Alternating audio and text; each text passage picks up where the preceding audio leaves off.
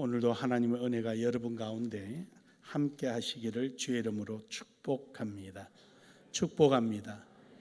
우리는 눈으로 보고 판단할 수 없을 때 굉장히 불안하다고 말합니다. 그래서 법에서도 그렇게 정하고 있지요.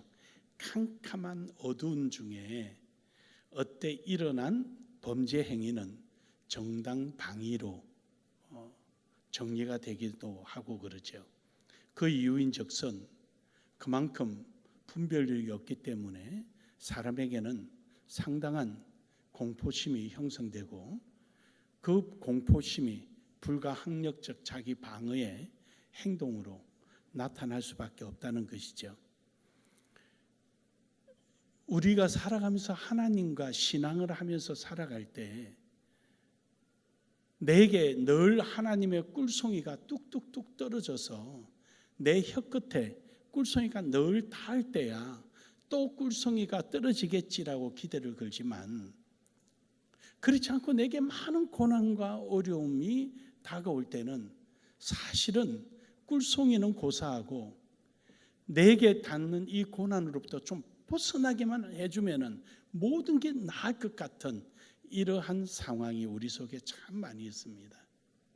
근데 우리는 잘 알아요. 어떤 면이냐면은 우리의 신앙의 마지막은 해피엔딩이라는 거 우리는 잘 알아요.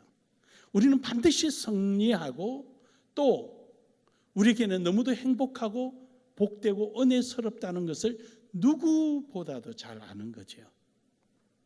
함에도 불구하고 우리는 당장 내게 주어진 환경 속에서는 굉장히 힘들고 어려움을 느낄 수밖에 없는 것입니다. 오늘 여기 본문의 말씀도 역시 그러합니다. 함에도 불구하고 오늘 본문에 있는 시편 기자는 즉 다윗은 하나님께서 숨겨놓은 예비된 복이 있다라는 것이죠. 그거는 사람이 상상하거나 예측할 수 없는 복이 있다는 것이죠. 마치 우리가 당하는 어려움 속에서 이 어려움이 언제 끝날까? 이 어려움의 크기가 얼마나 큰지 상상하지 못할 정도의 고민 속에 빠져 있지만 그러나 하나님은 그 반대로 우리에게 큰 축복을 예비해 두신 것입니다. 사랑하는 여러분, 바로 이처럼 예비된 축복의 주인공이 여러분입니다. 여러분입니다. 여러분입니다. 이 예비된 축복에 여러분이 누려지기를 주의 이름으로 축복합니다. 첫 번째로 이 예비된 축복을 누리는 자의 신앙의 상태는요, 하나님의 권능을 인정한다라는 것이죠. 오늘 본문 말씀에 보면 그럽니다. 19절에 주를 두려워하는 자를 위하여 쌓아둔, 두려워하다라는 말은 무슨 말이냐면은 전지전능하신 하나님의 능력을 인정하는 행위를 말하는 거예요. 여러분에게 두려워한다는 말을 이렇게 표현해 드렸어요. 한번 기억을 더듬어 보면 좋겠어요. 상상도 못할 일이 벌어진 거예요. 그런데 그 문제를 하나님 오셔서 단번에 해결하셔요. 깜짝 놀란 거죠. 그런데 또 어마어마한 문제가 생긴 거예요. 근데 그때도 하나님 오셔서 해결을 하셔요. 근데 더 상상 못할 일이 생겼는데 하나님이 썩 나타나시는 순간이에요. 그때 여러분 어떤 마음이 저희도 해결하시는 거야? 저희도 해결하시는 거야? 이런 마음을 가진 것이 두려워하는 마음이에요. 실감이 안 나나요? 한번 따라 볼까요? 저희도 해결하시는 거야? 충청도 사람은 하나 둘 셋 해 딱 맞춰져요. 하나 둘 셋. 그러냐, 그게 두려움이에요. 그래서 이렇게 두려워하는 자를 위하여 쌓아두셨다. 그러니까 하나님의 권능을 인정하고 있다라는 것이죠. 오늘 여기 있는 말씀을 좀 여러분에게 내용을 좀 소개하면 이런 말이에요. 시편에는 비탄시라는 게 있어요. 이제 슬퍼하고 이러는 시가 있는데 근데 31편의 비탄시는 다른 시하고는 좀 달라요. 슬픔에 그냥 빠져 있는 것이 아니라 굉장히 소망적이에요. 그냥 막연하게 주시겠지, 이래 주십시오 이렇게 끝나는 게 아니라 주실 것에 대한 아주 강한 확신을 가지고 있는 상당한 소망적인 겁니다. 1절에서 18절까지는 다윗이 이제 정확한 배경이 압살롬의 반역에 의한 것인지 아니면은 사울 왕의 집요한 공격으로부터 도망 다니는 땐지는 모릅니다. 하지만 아주 극한 상황에 놓여져 있는 거예요. 옹신의 폭이 없고 꼼짝달싹을 못하는 그런 아주 이제 죽었구나, 여기서 죽었구나 이런 생각하실 때예요. 그렇다고 보면은 아마 10광야에서 그 갈대 숲에 숨어 있을 때 그때 사울 왕이 잡으러 왔다가 이제 꼼짝없이 도망도 못 가고 죽게 생겼을 때 더더군다나 요나단이 다윗이 제거되면은 요나단은 편안하게 왕이 될 수 있지요. 그러한 요나단이 다윗을 발견한 그 순간, 발견하게 되는 그 순간, 이때가 가장 긴장되고 긴박한 때가 아니었겠느냐. 이 시의 구성을 볼 때 그런 겁니다. 왜냐하면 다윗은 시를 쓸 때 구조가 딱 맞아떨어져요. 굉장히 정갈하고요. 이 시적 구조 형성이 잘 되어 있는데 이 시편 31편의 1절부터 18절은 두서가 없어요. 이리 갔다 저리 갔다 이랬다 저랬다 막 두서가 없어요. 다윗의 시적 구조 형성을 띄지 않고 상황이 아주 일촉즉발처럼 굉장히 급박한 거예요. 저기서 칼 들고 오네. 저기 창 들고 오네.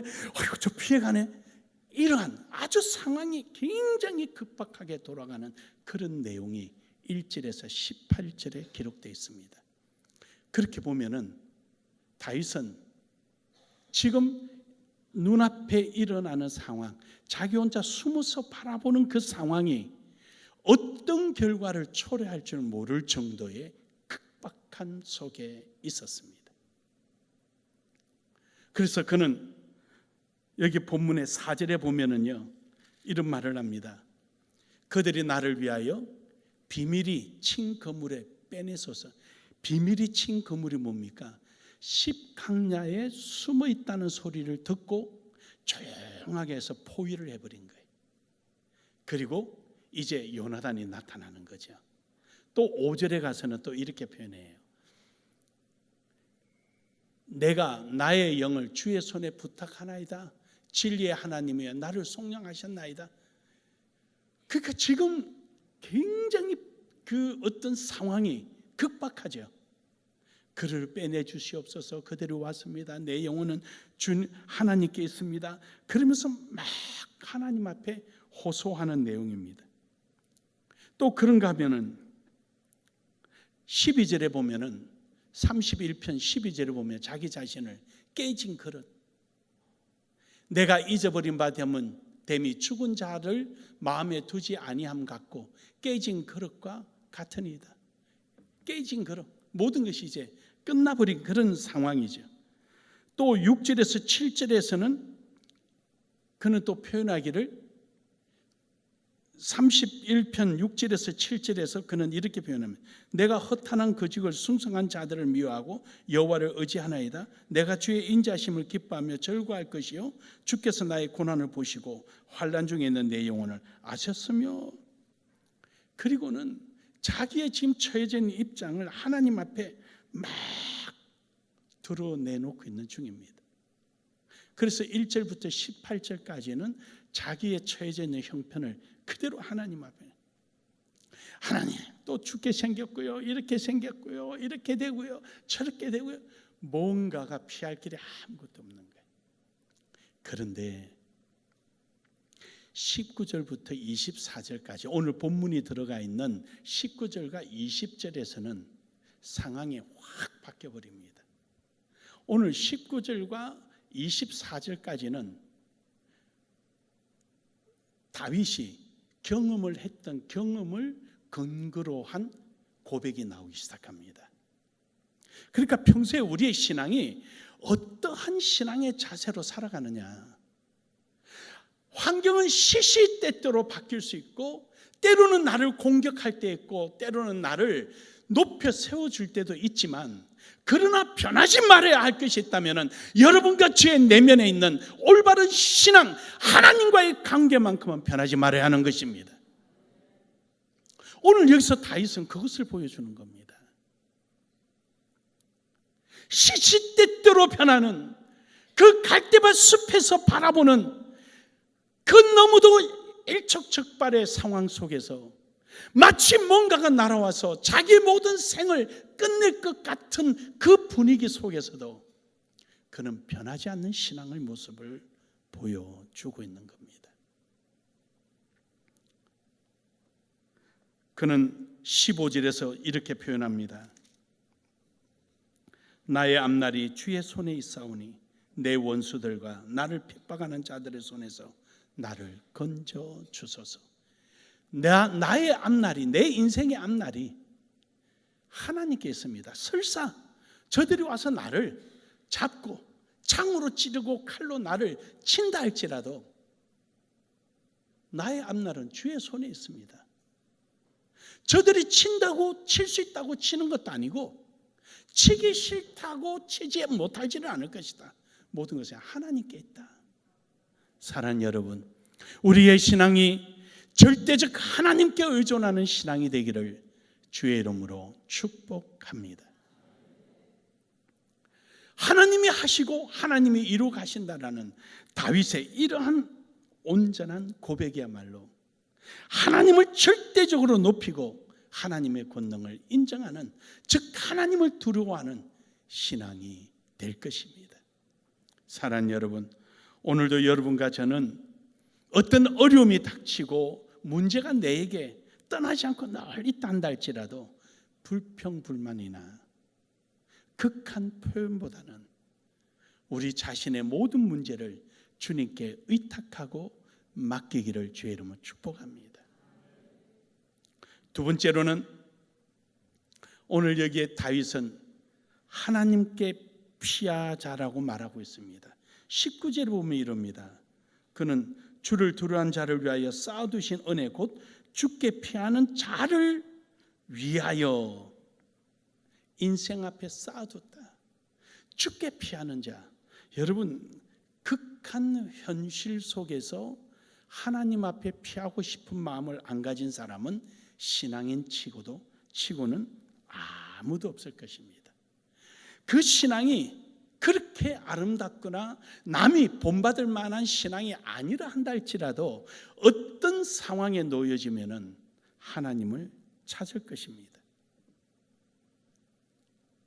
그런데 오늘 여기에서 피한다는 말은 어떤 의미를 가지고 있는 겁니까? 아무리 우리가 하나님 앞에 피한다고 해도 내 현실에 놓여져 있는 것은 전혀 바뀐 것이 없습니다. 똑같습니다. 이것을 마태복음 11장 28절에서 30절에 이렇게 표현하는 저 내용을 여러분에게 몇 번 설교를 하며 해석을 해드린 적이 있습니다. 근데 잘 잊어버린 걸 제가 알아서 한 번 더 합니다. 저 말뜻은 중동 지방의 풍습에 의한, 문화에 의한 표현입니다. 즉 평소에는 짐승의 배설물을 말려서 집에 보관을 합니다. 그렇게 해서 그것을 연료로 사용합니다.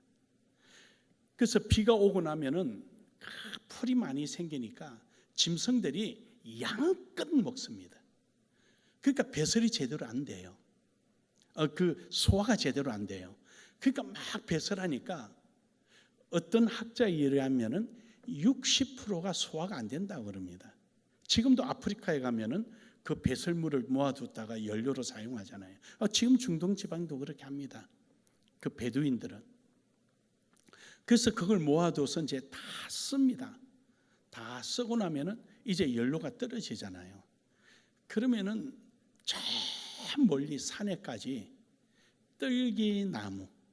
떨기나무가 이래 줄기예요. 땅에 이래 쭉 늘어져 있거든요. 이런 것을 산에 가서 이제 잘라옵니다. 이제 그런 떨기나무들을 자르면은 긴 것은 우리 한 발이 넘어요. 이 떨기나무는 표피가 바짝 마릅니다. 속에는 약간 수분이 있고요. 밖에 표피가 말라요. 그래서 이 식물에 대해서는 저는 잘 모르는데 학자에 의하면은 표피가 단단히 말라야 된답니다. 단단히 말라야 속에 있는 수분이 증발되지 않는데요. 마치 중동지방 사람들이 되게 더운 한여름에 천을 머리에 꽁꽁 싸고 눈만 뻐끔 내놓고 다니는 것은 몸에 있는 수분이 밖으로 탈수되지 않아서 탈수병 걸리지 않게 하기 위한 수단이랍니다. 물론 종교의식도 있지만. 그래서 이 표피가 굉장히 딱딱해져요. 그러면 그것을 이제 가지고 오게 되죠. 그런데 이게 허느적 하니까 멀리 산에 가서 나무를 해가지고 오는데 가고 오고 못하니까 할 수 있는 데까지 힘껏 하는 거예요. 힘껏 하는데 얘가 길어봐야 한 발이니까 이런 식으로 묶어요. 이런 식으로 서로 이런 식으로 묶는 거죠. 또 여기도 이런 식으로 묶으면 굉장히 길어지는 거죠. 그렇게 해서 고리를 만들어서 이마에 끈을 고리 만들고 양손에 고리를 만들어요. 그래서 이것을 산에 있는 바위 위에서 이 작업을 합니다. 그래서 바위 위에서 매면 등에 치면은 길게 되겠죠. 그리고 엉덩이를 뒤로 툭 밀면은 이제 집에 가는 거예요. 근데 가다가 힘이 들어요. 내렸다. 이제는 집에 다 가는 거예요. 왜냐? 얘를 짊어지면은 발이 닿아서 못 가는 거예요. 그림이 그려집니까? 네, 발이 닿아서 못 가는 거예요. 그러면 허리를 숙이고 이렇게 있으면은 멀리 나그네가 보이면은 여보시오 고함 지르면은 나그네가 쫓아 뒤에 딱 엎드려줍니다. 그는 뭐 그들이 그게 생활이니까 문화니까. 그럼 그 등 위에 올려놓는 거예요. 그럼 나그네는 길을 물어요. 내가 어디를 가려고 하는데 얼마나 더 가면 되겠습니까? 그래서 정보 교환이 이루어지는 거예요. 그동안에 나그네는 엎드려서 그 짐을 딱 내려놓는 거죠. 여러분 앞에서 보면은 내가 지고 있는 것 같아요. 온갖 문제가 아까나 지금이나 똑같이 내 앞에 있는 거죠. 그런데 뒤로 돌아가 보면은 나그네가 짐을 지고 있어요. 뒤에 돌아가 보니까 예수님이 내 문제를 짐을 지고 있는 겁니다. 할렐루야. 오늘 여러분과 제 신앙은 이 짐을 예수님 앞에 내려놓은 것처럼 더 이상 짐에 대한 것보다는 내가 해야 할 일을 하고 나가는 것입니다. 이것이 바로 하나님께 피하는 거예요. 이것이 바로 믿음에 근거한 신앙의 모습인 겁니다.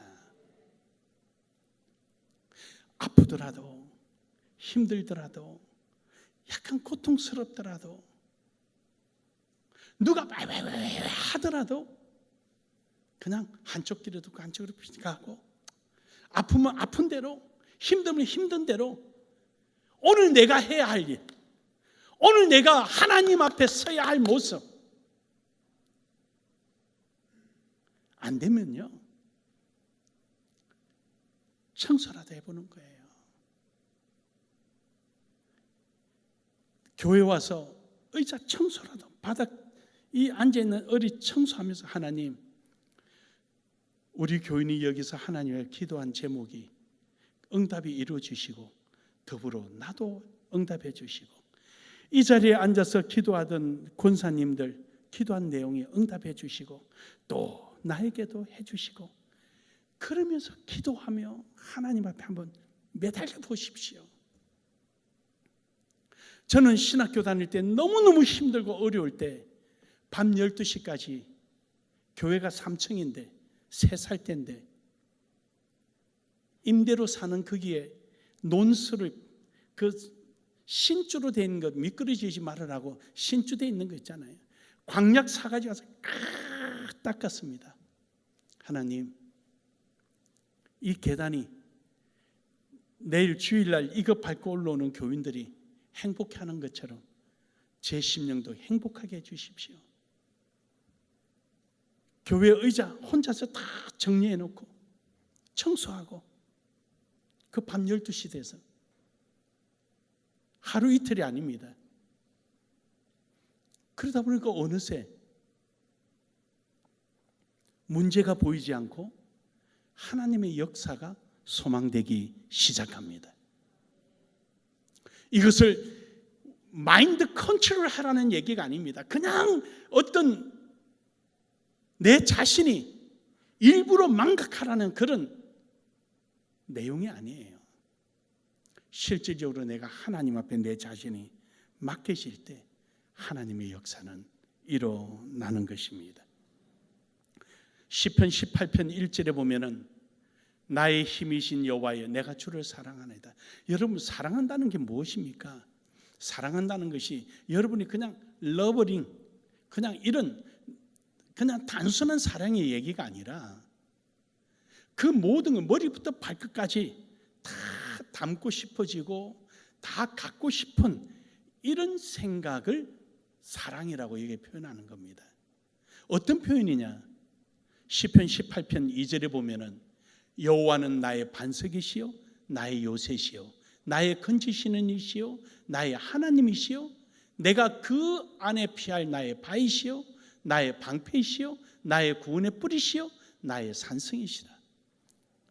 하나님의 모든 것을 다 사랑하는, 거기가 어느 곳이든 반석이 되든 요새가 되든 어느 자리든 하나님이 계신 곳이면 나는 다 사랑합니다. 사랑합시다. 사랑합시다. 하나님의 일이라면 그 사랑이 나로 하여금 평안케 해주신 것도 사랑이요 나에게 복을 주신 것도 사랑이요 내 죄를 깨닫게 해주신 것도 사랑이요 내게 때로는 힘들고 어려움 주신 것도 사랑이요. 그래서 다윗은 고난을 통하여 하나님의 뜻을 깨달았다. 사랑하는 여러분, 이런 사랑이 우리 속에 있기를 주의 이름으로 축복합니다. 이런 사람은 시편 18편 3절에 하나님을 찬양할 수밖에 없어요. 내가 찬송 받으실 여호와께 아뢰리니 내 원수들에게서 구원을 얻으리로다. 내가 아무리 힘들고 어려워도 하나님의 모든 것을 사랑함으로 말미암아 결국은 하나님을 찬양할 수밖에 없다는 것입니다. 열왕기상 1장 50절에 보면은 아도니아가 즉 솔로몬의 이복형이죠. 자기가 왕이 될 줄 알았죠. 근데 보니까 아버지 다윗이 솔로몬을 세운 거예요. 그러니까 이제 반역이 되잖아요. 그러니까 그는 가서 성전에 들어가서 성전의 뿔을 붙잡고 있는 겁니다. 그 성전 마당에 있는 그 제사 지낼 때 제물을 태우는 그게 뿔을 붙잡고 나는 못 나간다. 용서해 줄 때까지 못 나간다. 이 소식을 들은 솔로몬이 용서해 주잖아요. 다시는 죄 짓지 마라. 여러분, 아도니아가 그 제단 뿔을 붙잡고 있는 번제단의 뿔을 붙잡고 있었다. 그렇죠? 번제단은 사람이 피를 묻히는 것이 아니라 짐승의 피를 묻히는 것인데 거기 붙들고 있는데 거기 와서 피를 묻힐 이유는 없죠. 그러나 저기서 우리에게 주는 내용은 무엇입니까? 우리가 의지할 것은 하나님 외에는 없다. 하나님 외에는 없어요. 우리가 의지할 것은. 그래서 우리는 하나님께 의지하고 나아가기를 주의 이름으로 축복합니다. 잠언서 4장 32절에 보면은 악인은 그의 환난에 엎드려져도 의인은 그의 죽음에도 소망이 있느니라. 할렐루야. 악인은 죄로 말미암아 엎드려져 없어지지만 의인은요 설사 죽어도 소망이 있다는 거예요. 왜요? 죽은 자도 살리시고 없는 것도 있게 하시는 하나님이 우리의 하나님이시기 때문에 죽어도 소망이 있는 우리가 지금 이렇게 빠져 두 눈 다 뜨고 의식이 있는 지금 그 소망을 잃어버려서 되겠습니까? 오늘도 여러분 하나님께 피해서 하나님께 매달리는 은혜가 있기를 주의 이름으로 축복합니다. 마지막 세 번째로는 은혜를 소망하자라는 거예요. 하나님께 피하는 자에게는 감춰진 은혜가 무궁무진하다. 이제 이 은혜란 말은 여러분도 잘 알잖아요. 헤세드라는 말. 이렇게 가면 간판도 보면 헤세드 뭐 이런 그 기업도 헤세드 식품 뭐 이런 거 많이 나오잖아요. 이 헤세드라는 말은 성경의 대표적인 구약의 은혜를 표현하는 낱말입니다. 그런데 이 헤세드는 그냥 막연하게 은혜가 아니고요. 법적인 용어예요. 법적인 용어. 계약의 당사자가 있어요. 계약의 당사자. 그래서 갑과 을이 계약을 한 거예요. 계약을 해서 갑과 을 간에 그 계약을 지키며 가야 되는 거죠. 그런데 그 계약을 지켜가는데 갑과 을 간의 관계성에 대하여 그것을 유지하기 위해서 형성되는 것을 은혜라 그래요. 그래서 이 은혜는 두 가지의 의미가 있는데 첫째 하나는 관계성이 있으니까 막연하게 주는 은혜가 있는데 이것이 자비, 사랑, 축복, 우리가 말하는 은혜 이런 의미가 돼요. 그런데 그 계약된 관계성을 유지하기 위해서 또 나타나는 현상이 있어요.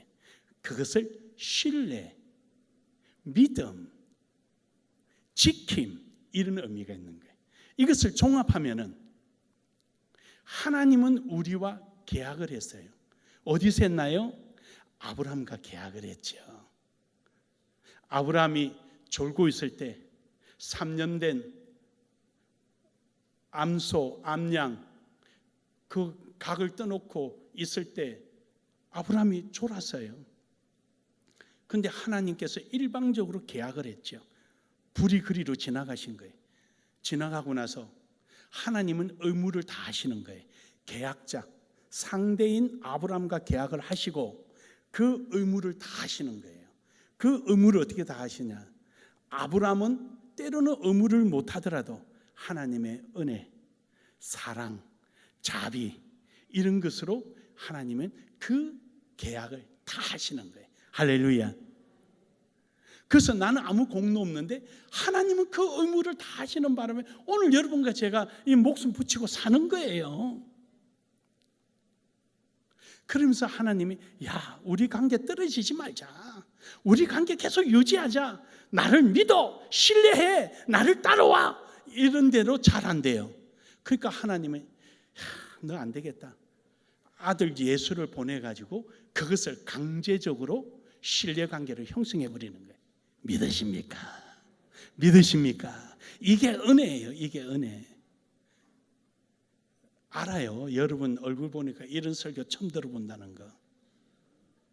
그 나눔에 온 게 잘했다 그러잖아요.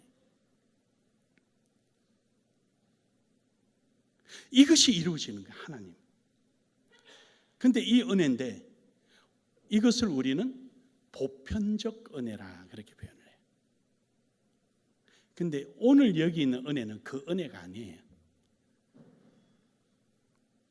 토브라는 말인데 이거는 헤세드가 아니고 죄송해요. 내가 이런 말을 이제 원어는 잘 안 쓰는데 이제 오늘 여러분 이해시키려고 쓰는 토브라는 말인데 토브란 말은 지시, 지명, 어떤 사건에 한정된 은혜를 말하는 거예요. 헤세드처럼 이런 포괄적 은혜를 말하는 게 아니라 토브는 어느 하나에 지시하는 거예요. 창세기 45장 20절에 보면은요, 여기에 요셉이 총리 대신으로 있을 때 자기 형들에게 많은 선물을 싸서 아버지께 보내잖아요. 아버지 모셔오게 할 때 그때 마차에 또 바로가 그러잖아요. 우리 여기에 좋은 거 많이 있지 않느냐, 그거 다 가져가라 할 때 이 좋은 거, 이게 토브라는 말이에요. 또 그런가 하면은 창세기 45장 23절에도 보면은 요셉이 자기 아버지를 위하여 말 10필, 음식, 잔뜩 주면서 자기 형들에게 다투지 마소서, 가는 길에 여기 많이 있으니까. 그리고는 많은 것을 준 그 선물 보따리를 토브라 그래요. 자, 그러면 오늘 본문 말씀이 이제 여러분의 마음에 확 오겠죠? 19절 우리 같이 다시 한번 읽겠습니다. 시작.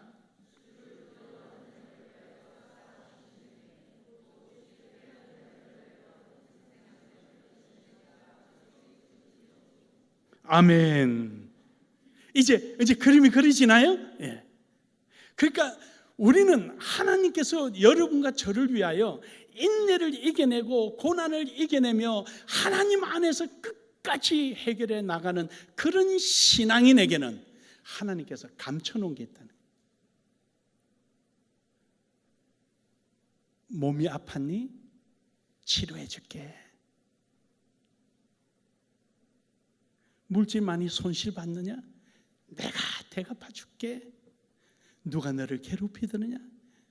내가 그들 앞에서 너를 높여줄게. 할렐루야, 할렐루야.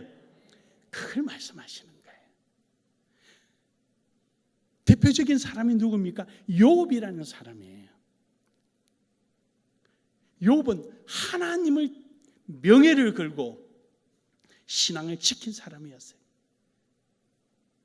하나님께서 마귀에게 네가 내 종 욥을 아느냐? 너 절대 못 이겨. 욥은 모든 것을 다 잃었습니다. 그래도 하나님을 원망하지 않습니다. 그는 하나님 앞에 자기 자신을 모두 다 맡겼습니다. 결국에 하나님께서 갑절로 갚아 주십니다. 바로 그것을 토브라라고 표현하는 거예요. 사랑하는 여러분, 이런 신앙을 따라합시다. 선취적 신앙. 선취적 신앙. 그래요. 이미 우리는 경험이 되어진 거예요. 하나님의 은혜, 하나님의 능력, 하나님의 무한하신 사랑을 우리는 이미 말씀을 통하여 경험이 되어진 거예요. 그 사실을 이미 알고 있어요. 알고 있기에 내가 오늘 이 고난이 오더라도 하나님이 나를 도우시고 성령케 해주실 것을 믿기 때문에 나는 그 고난에 내 마음을 빼앗기는 것이 아니라 내게 주실 복, 은혜에 내 마음이 가 있는 겁니다. 그것을 이 입술로 고백하고 찬양하고 영광을 돌리는 것을 선취적 신앙이라 하는 겁니다. 이것을 욥은 이렇게 표현하죠. 주여, 내가 말로만 들었사옵더니 이제는 내 눈으로 봅나이다. 할렐루야. 사랑하는 여러분, 오늘 여러분과 제 삶 속에 이러한 선취적 신앙을 통하여서 예비된 복들을 마음껏 누리는 우리 나눔의 교회 성도들이 되기를 주의 이름으로 축복합니다. 축복합니다. 축복합니다. 우리 서로 한번 축복합시다. 축복합니다. 축복합니다.